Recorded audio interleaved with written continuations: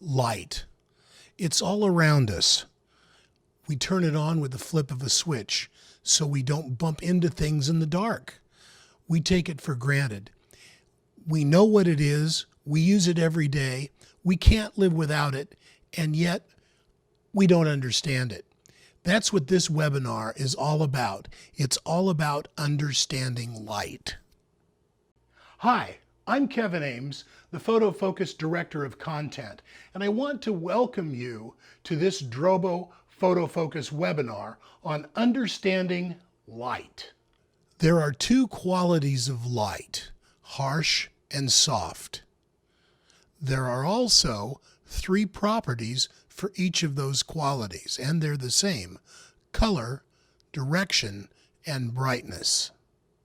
Color sets the emotion for a photograph. It can be on the background, it can be on the subject, it can be on both. A warm color tends to be romantic. A cold color is emotionless, like a blue. Red is anger. Purple is royalty. So there's all kinds of different things you can do with color. The next property is the direction of light. So a light coming from underneath is going to be more of a horror light. It's going to be evil looking. You might even want to make it red. A light coming from the top, like this, is more glamorous. And this is a Hollywood style of lighting called paramount lighting or butterfly lighting. So direction is the second property. The third property is brightness. And brightness is nothing more than intensity. So the brighter the light, the more intensity. So the three properties are color, direction, and brightness. There's a fight, and it's the fight, and the fight is in our minds and our understanding. And it's a fight between the quantity of light and the quality of light. And it really doesn't need to be a fight, but we get these confused all the time. It really means that these two belong together. Quantity and quality work together in photography. Let me explain.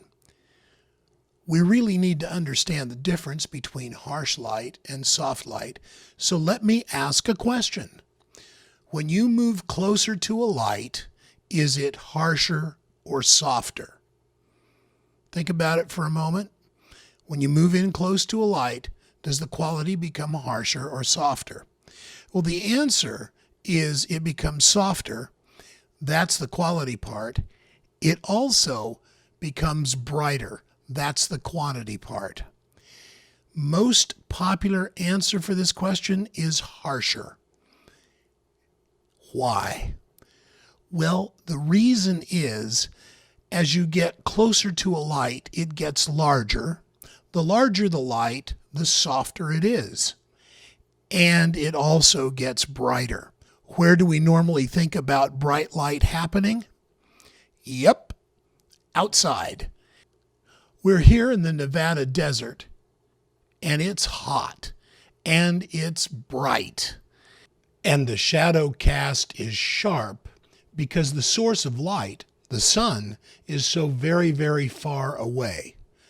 That makes it really small in comparison to the size of the sign and the signpost. That means the shadows have to have sharp edges. I know it doesn't look like that here because of the rolling of the sand.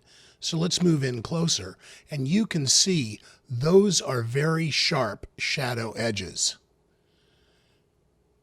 Which is which? Harsh light always has sharp shadow edges. The other side to it is that a big light equals soft light. Which is which? Again, the shadow tells the tale. In this case, the shadows are very indistinct. They are very, very soft edged. And you can see that under the flower boxes. In this case, the entire shadow is barely discernible because the light source is so big.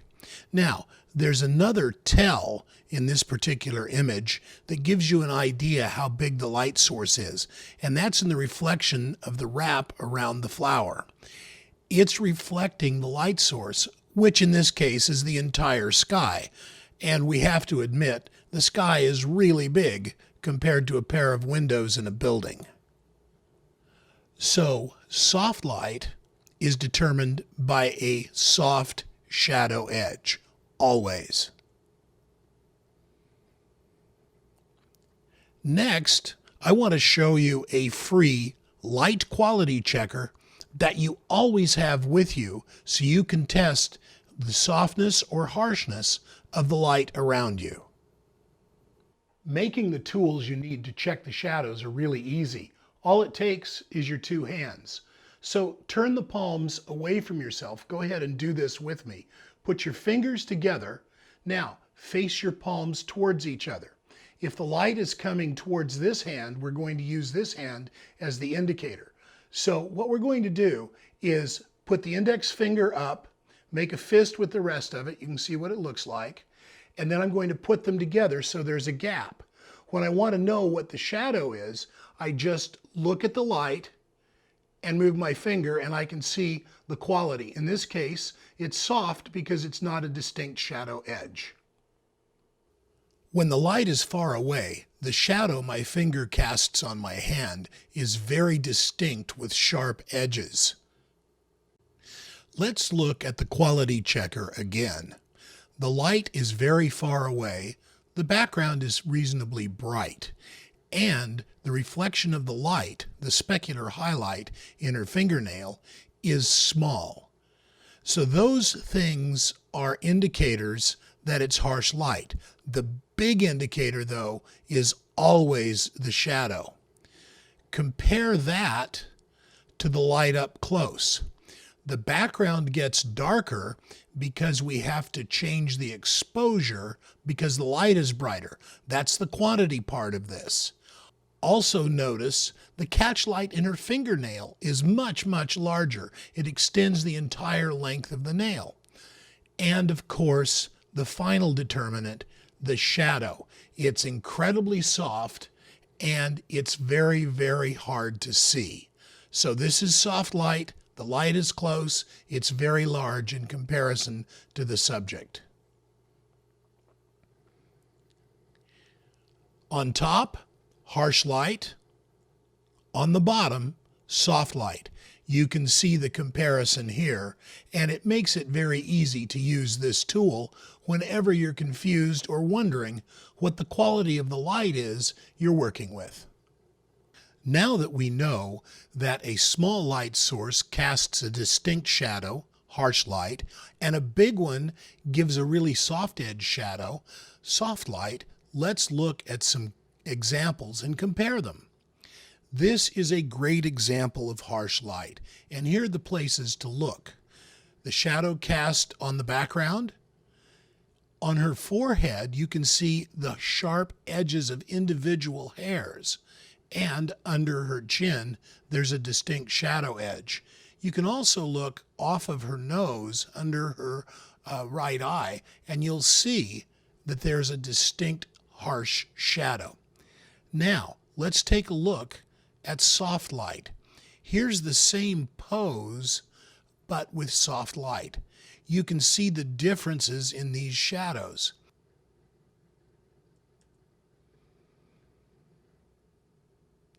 The shadow edge transition always shows the quality. If it's spread over a great big distance, like the photo on the left, that means it's always soft light. Harsh light, on the other hand, has a fast transition between the highlight and the shadow. It's a sharp edge, and that is always the tell that the light is harsh coming from a small light. Let's take a look at the properties of harsh light, starting with its always sharp shadow edges. Harsh light enhances texture. It's dramatic and usually high contrast, with a great big difference between highlights and dark shadows. It's always a small light source, And an example in nature is the sun on a clear day. There's a rule of thumb to help you determine harsh light, and I'd like to show it to you now. So how do you know when a light is harsh or soft? Well, there's an easy way to see for harshness. It's literally a rule of thumb. Extend your thumb clear out to the end of your arm. If you can cover the light up with your thumb, the result will be harsh light. In this instance, the light is 20 feet away from the subject, Jessica. Did I know that that was the formula, that I had to put the light 20 feet away from her? No. Before she sat down, I sat on the stool and put my arm out with my thumb up. I had the assistant move the light stand back until my thumb covered up the light. Then we pulled a tape measure on it, and that's where I came up with how far away it is. It's not a formula, it's a rule of thumb. A great tool.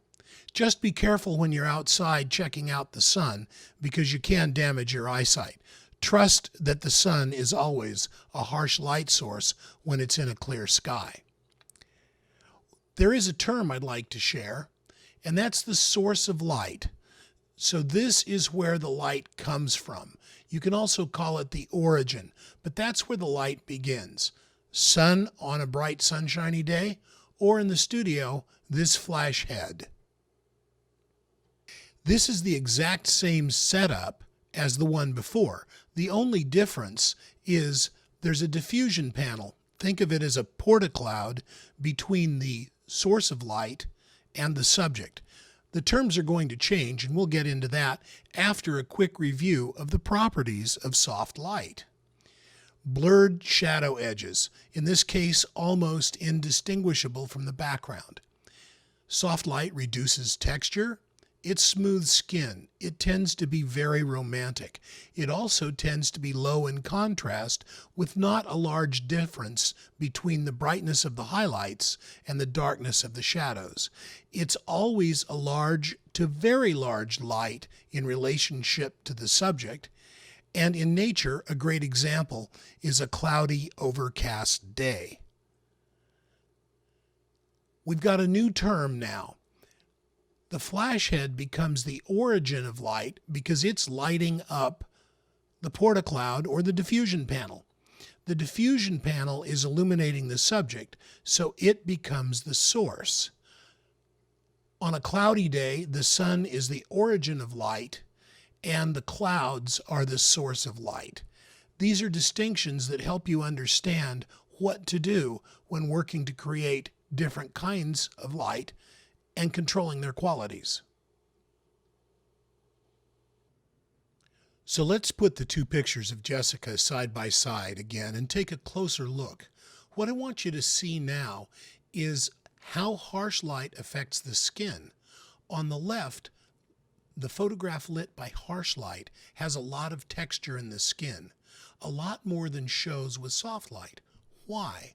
Well, harsh light has distinct shadow edges, and that's great for pulling out texture when you want it. Not necessarily a good thing when photographing a model. The soft light, take a look on the right, is a lot smoother as far as the skin goes because the shadow edges are so far apart, there's no distinction between the parts and bumps in her skin. It's all the same. The only difference is in the quality of the light. So here's the original setup. The origin of light is quite a ways away from the source of light, and the shadow edges are very, very soft, as you can see here. Well, what if we want some shadows, but we don't want harsh light? Well, the answer is to move the source of light closer to the origin. So here, the diffusion panel is almost touching the flash head, and it gives the effect of the sun punching through a thin layer of clouds. Notice the sun here is a lot larger than it would appear in a cloudless sky. So the shadow edges become softer. They are distinct, but they're not hard-edged. Also, because of the thin layer of clouds, the shadows aren't as dark. The result is a photograph that has more detail in it, more contouring, and interesting shadows. Let's look at a combination of harsh light and soft light in the same photograph. Tia is coming out of the water in a swimsuit editorial that I shot in Key Biscayne, Florida. The background is lit with harsh light. You can see the textures on the edge of the back of the pool right behind her. Yet she is in soft light because of the use of diffusion panels. This is the porta-cloud that was being used in that shot. It just wasn't in the exact position yet. So let's take a closer look at the positioning of them using a diagram. One is coming in from the side and bouncing light back into Tia. It's a big light. It's a 42-inch wide by 72-inch long panel. Another one is filtering the sunshine out and becoming the source of light. The sun, in this case on Tia, is the origin, and the panel is the source. In the background, the sun is both. Take a look at the really long highlights here and here. Those highlights are created by the reflector on the right as we look at the image and the porta-cloud or the diffusion panel on the left. You can see how long those highlights are. Those are called specular highlights. A specular highlight is a mirror image of the sources of light in the subject. Let's look at another example of harsh light and soft light working together. We'll start with harsh light. This is Kara, and it's for a sleepwear editorial that I did for a magazine. In this case, the harsh light is doing its job perfectly. You can see texture in the background on the stonework, in the evergreens, and in the goosebumps on her legs and arms. The reason for the goosebumps is even though it looks really warm and inviting, it was quite chilly that day. Models really work hard in all kinds of difficult conditions. So let's take a look at how we're going to soften the light. Again, I'm going to bring in one of those diffusion panels, and here's the reverse angle looking back towards the camera. On the diffusion panel, you can see the shadows of the trees. They're sharp-edged, and that's caused by the sun casting their shadow on the diffusion panel. The diffusion panel acts as a softening device, making the light a lot bigger in relationship to Kara, so that the area inside the shadow cast by the diffusion panel is soft light. Outside of it is harsh light. So we're looking at soft light and harsh light in the same photograph. When we take the photograph, it looks a whole lot better. The textures are still in the background, and Kara's skin is soft as it can be. You can compare it, taking a look particularly at the laugh lines on her face in the inset. You can see how much harsher the light is, particularly the shadow cast under her chin. It doesn't exist in the final image. Here are a couple of more examples. The one on the right is soft light, while the one on the left is harsh light. Even though the harsh light shadows aren't very dark on the one on the left, you can see the distinct line of shadow cast by the light hitting her nose. The one on the right, there really are no shadows at all, and you can see in her eye that there's a great big huge catchlight. Same thing on her lips. Those highlights are the things that tell us that the light is soft and really big. It's a reflection of the source of illumination in the photograph. It's time to take a moment to thank Drobo, our Photofocus partner. Drobo creates and builds protected storage devices for content creators, especially those who deal with a lot of data, photographers and videographers. Drobo's Beyond RAID technology combines speed and protection against hard drive failure that could result in data loss. Creators invest a lot of money time and energy in making compelling content. Protect it by storing on a Drobo. Visit drobostore.com to see the entire line of desktop and network-attached Drobos. Use the code Photofocus and save 10%. Drobo is simply the best way to have protected data storage peace of mind. Again, thanks to Drobo for helping create this webinar on Photofocus. The next portion of light and understanding it that I'd like to talk about is contrast.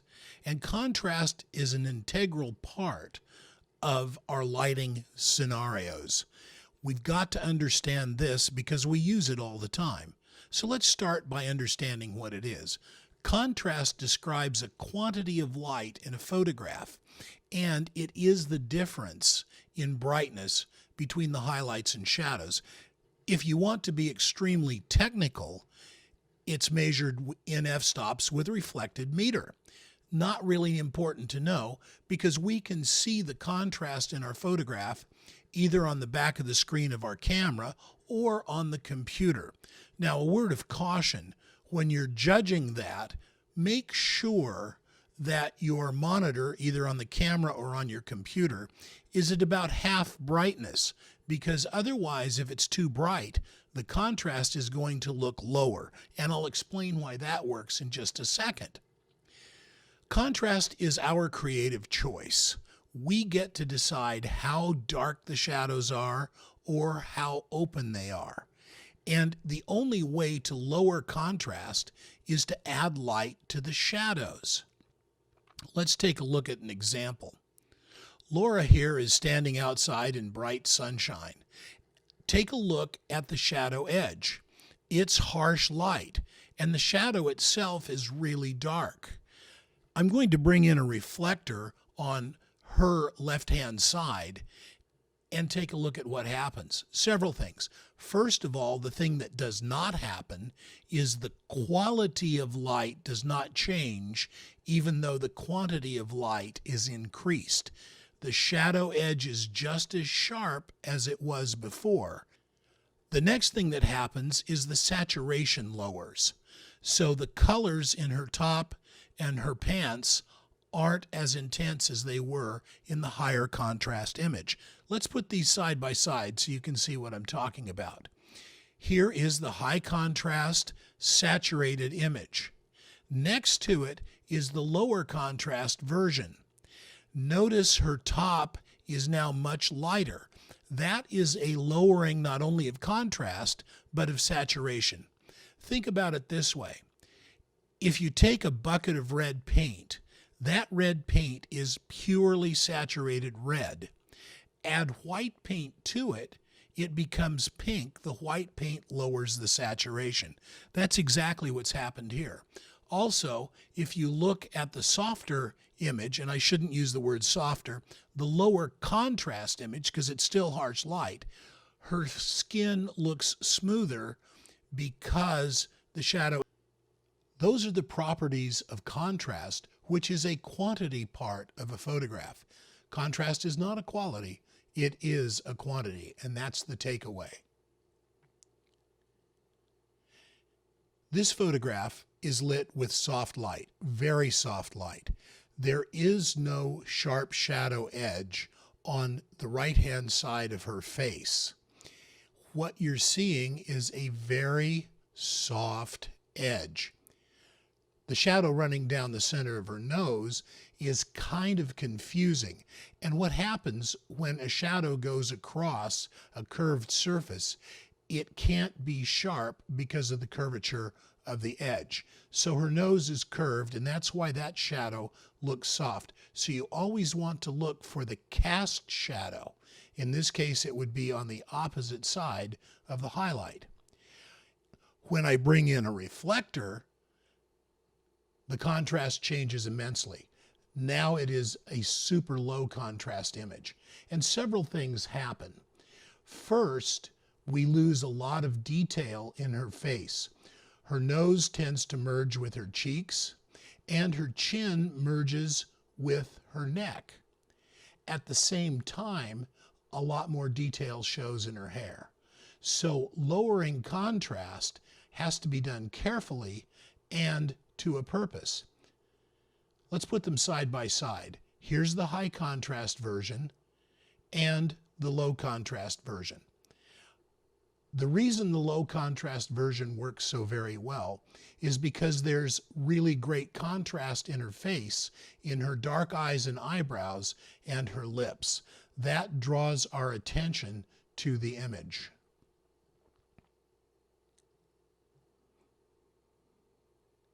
Here is a pure harsh light image in really, really high contrast.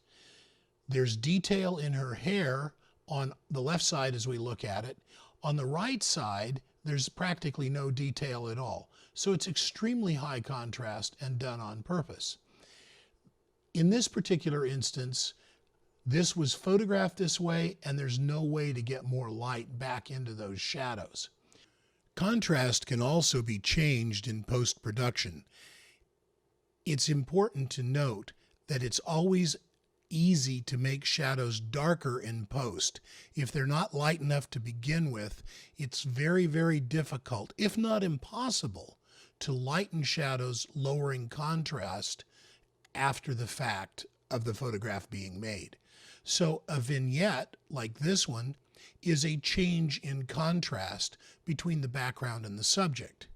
Another way to change contrast in post is to use the contrast slider, and you can see the shadows and highlights become farther apart.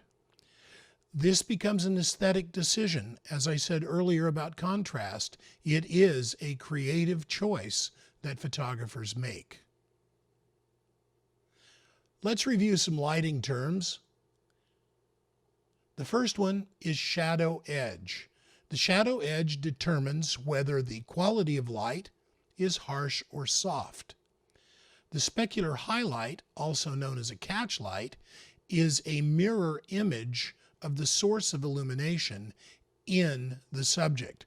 So in this case, specular, synonym is mirror, shows a reflection of the size of the source of light.